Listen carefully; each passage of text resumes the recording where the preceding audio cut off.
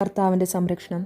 അത്യുന്നതൻ്റെ സംരക്ഷണത്തിൽ വസിക്കുന്നവനും സർവശക്തൻ്റെ തണലിൽ കഴിയുന്നവനും കർത്താവിനോട് എൻ്റെ സംഗീതവും എൻ്റെ കോട്ടയും ഞാൻ ആശ്രയിക്കുന്ന എൻ്റെ ദൈവവും എന്ന് പറയും.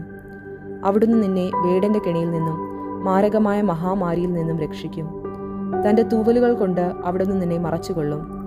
അവിടുത്തെ ചിറകുകളുടെ കീഴിൽ നിനക്ക് അഭയം ലഭിക്കും. അവിടുത്തെ വിശ്വസ്തത നിനക്ക് കവചവും പരിചയം ആയിരിക്കും. രാത്രിയിലെ ഭീകരതയെയും പകൽ പറക്കുന്ന അസ്ത്രത്തെയും നീ ഭയപ്പെടേണ്ട.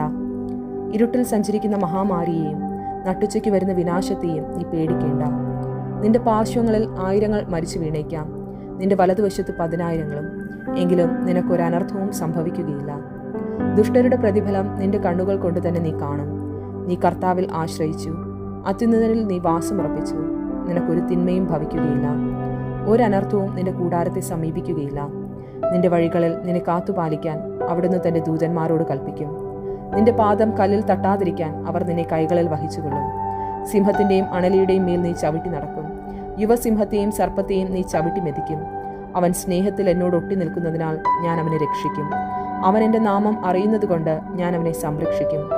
അവൻ എന്നെ വിളിച്ചപേക്ഷിക്കുമ്പോൾ ഞാൻ ഉത്തരമരുളും. അവൻ്റെ കഷ്ടതയിൽ ഞാൻ അവനോട് ചേർന്ന് നിൽക്കും.